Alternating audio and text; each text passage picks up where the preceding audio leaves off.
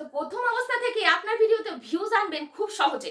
আজকে কিছু নিয়ম বলে দেবো, কিছু পয়েন্ট বলে দেবো, যে পয়েন্টে আপনি কাজ করলে আপনি ইউটিউবে কাজ করুন বা ফেসবুকে কাজ করুন, যেই ভিডিও করুন না কেন, আপনি যদি একটা ভিডিও করেন সেই ভিডিও থেকে কিন্তু আপনি ইনকাম করতে পারবেন, ভিউজ আনতে পারবেন, ফলোয়ার বা সাবস্ক্রাইবার দুটোই বাড়াতে পারবেন। সেই জন্য পয়েন্টে কাজ করতে হবে। যে পয়েন্টটা আজকে আপনাদেরকে বলে দেবো, এই পয়েন্টে কাজ করলে আপনি দুটোতেই পোস্ট করতে পারবেন, ইউটিউবে বা ফেসবুকে, এবং ভিউজও আনতে পারবেন। প্রথম এক নাম্বার হচ্ছে আপনার রেগুলেটি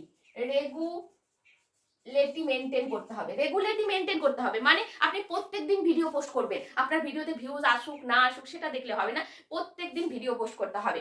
এটা আপনার মনে রাখতে হবে, রেগুলেটি মেনটেন করবেন। তারপরে 2 নাম্বার হচ্ছে আপনি যখন ভিডিওটা পোস্ট করবেন ভিডিওটার কোয়ালিটি কেমন, মানে ভিডিওটা একটু যেমন ঝাপসা না হয়ে যায়, অন্ধকার না হয়ে যায়, মানুষ যেন দেখে বিরক্তি না হয়ে ঠেলা মেরে দেয়, তাহলে আপনাকে করতে হবে কোয়ালিটি ভালো। একটু 9:16 আপনি রেসিও চুজ করবেন এবং সেখানে একটু এডিটিং স্কিল লাগাবেন, একটু একটু পরিষ্কার স্বচ্ছ করে নেবেন। আপনার যদি নর্মাল ফোন হয়, আপনি প্রথম অবস্থা থেকেই তো আর কেউ বিরাট দামি ফোন নিয়ে ভিডিও করতে পারে না, সেক্ষেত্রে একটা নর্মাল ক্যামেরায় কিভাবে হাই কোয়ালিটির ভিডিও বানাবেন সেটা কিন্তু আমার ভিডিও দেওয়া আছে, অবশ্যই চেক করে নেবেন। তো প্রথম অবস্থা থেকে 9:16 করবেন। নতুন অবস্থায় যদি আপনি ভিডিও পোস্ট করছেন বা ইউটিউবে যদি আপনি শর্ট ভিডিও পোস্ট করেন, সেক্ষেত্রে আপনারা শর্ট রাখার চেষ্টা করবেন, 15 সেকেন্ড থেকে 40 কি 45 সেকেন্ডের মধ্যে রাখবেন ভিডিওটা। খুব লং করবেন না। শর্ট ভিডিও বলতে আপনি ইউটিউবে পোস্ট করতে পারবেন, ফেসবুকে পোস্ট করতে পারবেন। আর এই শর্ট ভিডিও প্রথম অবস্থা থেকে ফেসবুকে পোস্ট করলে তবেই কিন্তু আপনার ভিডিও মানুষ দেখবে, কারণ আপনি নতুন এসেই যদি 15 মিনিটের 7-8 মিনিটের পোস্ট করেন, সেক্ষেত্রে মানুষ ধৈর্য ধরে আপনার ভিডিও দেখবে না। তাহলে ভিডিও শর্ট রাখবেন, এতে আপনার পেজ গ্রো হবে। ইনকামের কথা ভাববেন না প্রথম অবস্থা থেকে। এটা কিন্তু 28 দিন এটা করবেন। তারপরে 3 নাম্বার হচ্ছে একটু এডিটিং করবেন। এডিটিং কিভাবে করবেন যদি আপনারা না জানেন অবশ্যই কমেন্ট করবেন, এডিটিং দেখিয়ে দেবো। যারা ব্লগ ভিডিও করেন, অনেকেই কি করে, আমরা যেমন এই যে ইনফরমেশন ভিডিও করছি, যে জায়গাটায় কথা আটকে যাচ্ছে, অনেক সময় আমরা ভুল বলছি, উল্টো পাল্টা মুখে যদি আটকে যায় কথা, সেক্ষেত্রে আমাদেরকে একটু কাটছিট করে নিতে হয়। সেই কাটছিটটা কিভাবে করবেন এবং ভয়েস ওভার কিভাবে দেবেন যদি না জানেন অবশ্যই কমেন্ট করবেন, আমি জানিয়ে দেবো বা বলে দেবো। খুব সহজে ইনশর্ট বা ভিএন অ্যাপ থেকে কিন্তু আপনারা প্রথম অবস্থায় একটা ভিডিওটাকে এডিটিং করে সুন্দর করে নিতে পারবেন। আপনি যেমন একটু ব্লগ করছেন, সব ব্লগটাই তো আর তুলে ধরলে তো অনেক বড় হয়ে যাবে, সেক্ষেত্রে 8-9 মিনিটের ব্লগটা 1 মিনিটের মধ্যে কিভাবে করবেন সেটাও করে বলে দেবো। তো এডিটিং যারা জানেন না অবশ্যই কমেন্ট করবেন। 4 নাম্বার আপনার ভিডিওর মধ্যে থাকতে হবে হুক। আপনি যাই ভিডিও করেন না, আপনি ইউটিউবে করুন বা ফেসবুকে করুন, ভিডিওতে হুক থাকতে হবে। হুক কাকে বলে?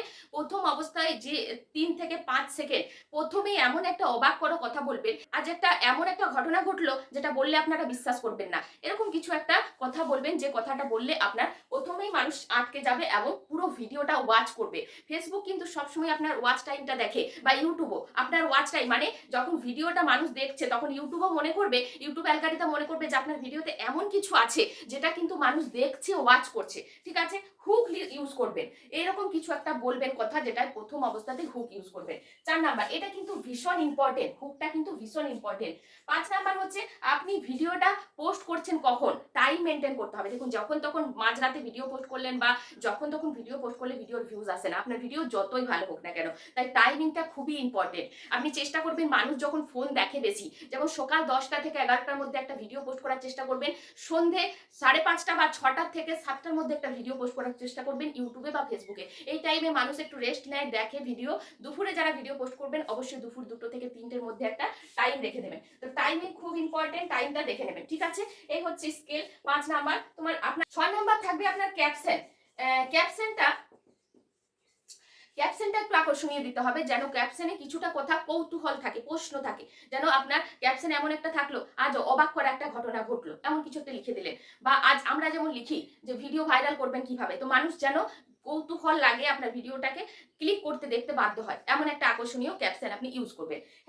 হ্যাশট্যাগ এমন কিছু গুরুত্ব রাখে না ভিডিওতে, তাই হ্যাশট্যাগ 4টে-5টার বেশি ইউজ করবেন না ফেসবুকে। ঠিক আছে, হ্যাশট্যাগের এমন কিছু গুরুত্ব নেই।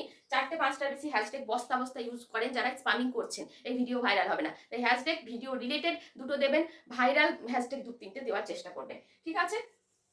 8 নাম্বার, আপনার ভিডিওতে কিছু একটা প্রশ্ন রাখবেন। অনেকেই বলবেন, আমরা যেমন বলি কন্টেন্ট মনিটাইজেশন টুলস কারা কারা পেয়েছেন কমেন্ট করে জানাবেন।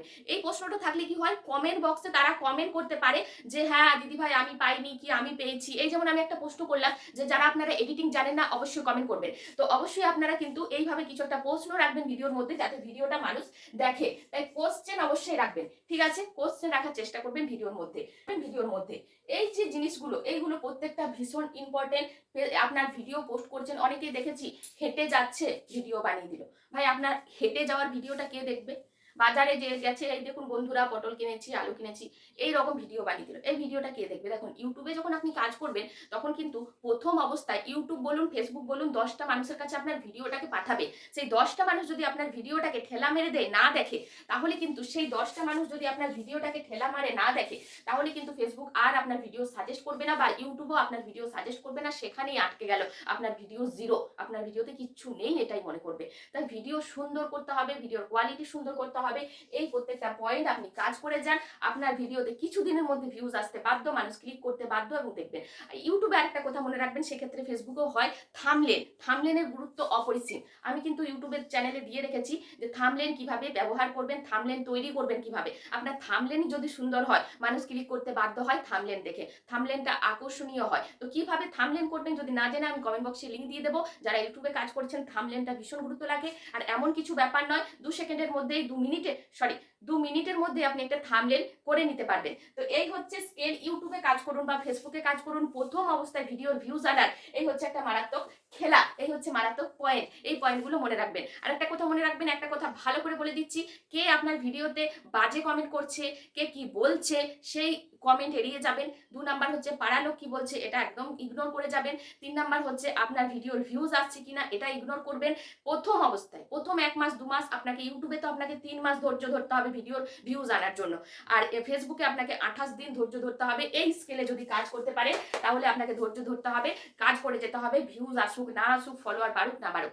তারপরে যখন আপনাকে মানুষ চিনবে, আপনার ভিডিও ভালো লাগবে, এমনি ভিউজ আসবে, এমনি ফলোয়ার বাড়বে, তার জন্য কিচ্ছু করা লাগবে না। শুধুমাত্র একটাই গুরুত্বপূর্ণ পয়েন্ট, আপনার ভিডিওটাকে সুন্দর করতে হবে, আপনার কন্টেন্টটাকে সুন্দর করতে হবে। ভিডিওটা ভালো লাগলে বেশি বেশি শেয়ার করে দেবেন। ইউটিউবে দেখে থাকলে সাবস্ক্রিপশন করে নেবেন চ্যানেলটা, আমি নতুন এখানে কাজ করছি। আর যারা ফেসবুকে দেখছেন অবশ্যই ফলো করে পাশে থাকবেন। তো চলুন দেখা হবে নেক্সট ভিডিওয়ে। আপনাদের কিছু প্রশ্ন থাকলে অবশ্যই কমেন্ট করবেন, এডিটিং সম্পর্কে, ক্যাপশন সম্পর্কে, হ্যাশট্যাগ সম্পর্কে, কোন রিলেটেড ভিডিও করছেন অবশ্যই কমেন্ট করে জানাবেন।